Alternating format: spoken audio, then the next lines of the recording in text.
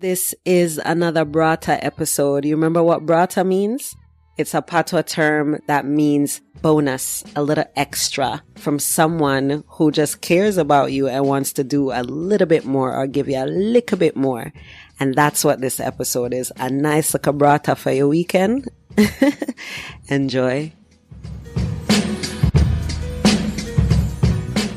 I wondered what was happening with the International Workers' Day protests that were happening. I'd heard about it last year. I don't even remember how. And then someone on Instagram this year posted about how the protests had turned violent, but we weren't hearing about it anywhere. And so I reached out to Daritcia, who, if you're a listener of this podcast, you've heard her voice before. She is a mother who very much believes in raising free people work, has been involved in self-directed education to some extent through an agile learning center that was open in Puerto Rico from some time, just doing a lot of the work in her own life as a mother who is parenting two daughters on her own, recognizes that her presence, her being, her existence is political. And so in order to understand and define herself, both inside that politic, like the aspects that she identifies with, and despite that politic in terms of what your identity can cost you, Daritcia talks about and lives out those realities. And so, of course, you know, here on Fear the Free Child, that's what we're about. We don't want someone else's interpretation of our lived experience and their ideas of what we can do to get free. We are designing that liberation walk for ourselves and sharing what's happening in that space. So here's a short clip from Daritcia about what happened and how that is tied to this work of raising free people. She has her own podcast, Muchas Cosas, talking about all of these aspects of deschooling, decolonizing, and defining what it means to be free.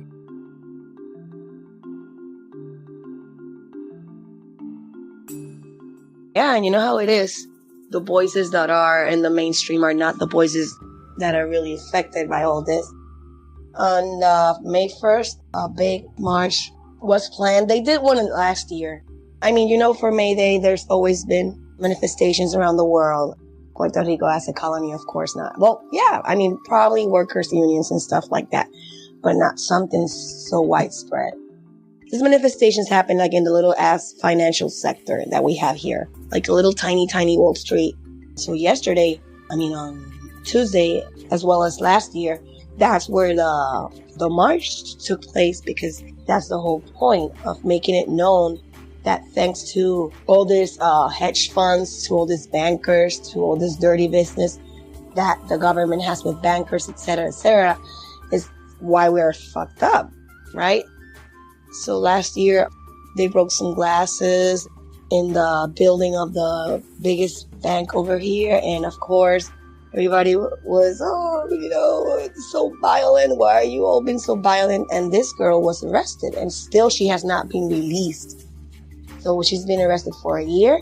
When the hurricane came, the people that are arrested on federal charges here were taken out of the states, and then they brought them here. The families were not told that their family members were taken out of the states, and then they were returned. So this girl, she has already been arrested for a year. She's already been in prison for a year in a detention center, because apparently she was trying to light up a building. But it's bullshit. Puerto Rico is not a place where you usually see people come out and confront the police. It happened sometime. Of course, people were killed. And it was an awful time when people were chased. People that have different ideals were chased down by the police. So we're seeing that again. And that's why the deschooling subject is so important, because obviously nobody was taught about all these struggles in school. Nobody teaches real story.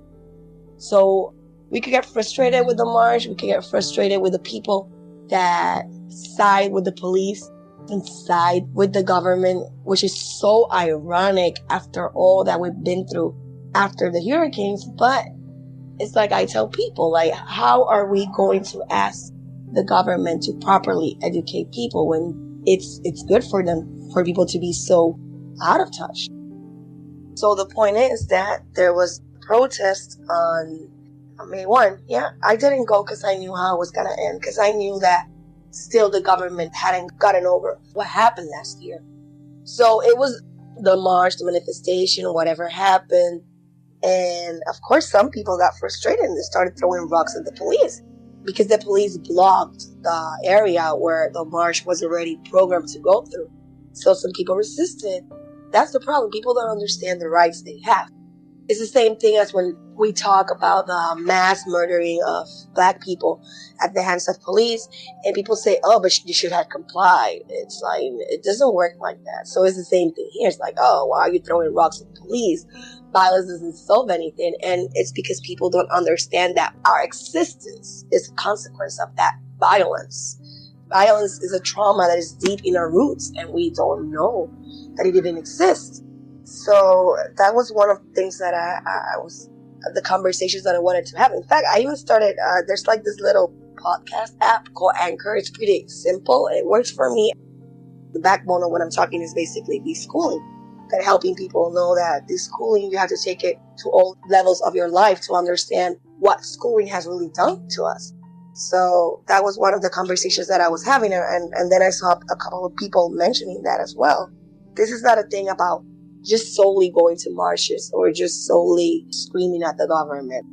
We really have to embark on a project where the people that have a little bit more privilege, like for example, I have a privilege of education and I recognize it. We have to start helping communities grow. We have to try to help people gain access to all this information so we could get over that colonial trauma. We have a colonial trauma that we don't even know exists. I mean, I get frustrated when people don't understand what's going on, but at the same time, I cannot get frustrated when we don't even know that we are part of a history of violence, a history of conquistadores, a history of crime, a history of rape, because people don't know the real history of what's going on, of what's happening here. So basically, that's what's been going on. Puerto Ricans against Puerto Ricans. The Puerto Ricans that are condemning the violence against the police, and they're saying that how can we resolve things with violence, which is so funny and so ironic because we are a violent country. We love hitting our kids. What are you talking about? It's the same thing that happened a couple of weeks ago. We're having this issue with this white lady that she's the one that is in charge of the Department of Education. There's this lady, she used to be a union worker. She's really recognized. She's an educator. Now she works with other types of organizations. I don't know if she told a reporter or who she told, but she was like, I want to get that white lady. Her name is Julia Keller. She didn't say the white lady, but she said like, I feel like slapping her because what she's really doing is against everything that we stand for. So I just feel like slapping her. And people were like, oh my God, the respectability politics, especially if you're not a white person. Everybody started, oh my God, you're so violent. Like, why would you hit it? That's not the way.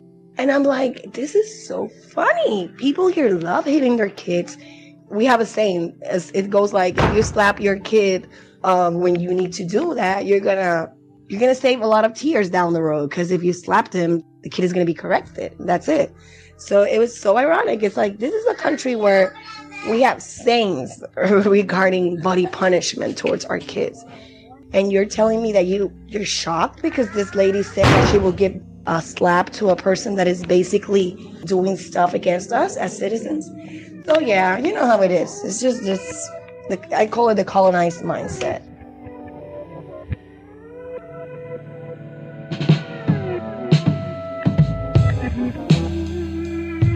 The show notes page for today's episode is akilasrichards.com/79, and it'll have the link to Daritsia's podcast and her Instagram feed. Get connected. Keep the work moving. Thanks for listening to this Brata episode. Peace. Thanks for listening to Farrah the Free Child podcast. Like the show? Then show your love or give your feedback at akilasrichards.com.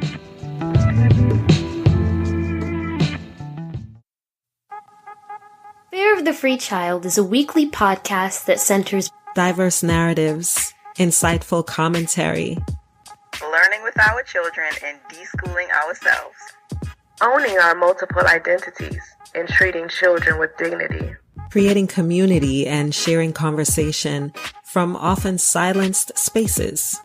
Breathing life into liberation practices, proactively and on purpose. It's about parenting. It's about self-directed education, loving. It's about learning.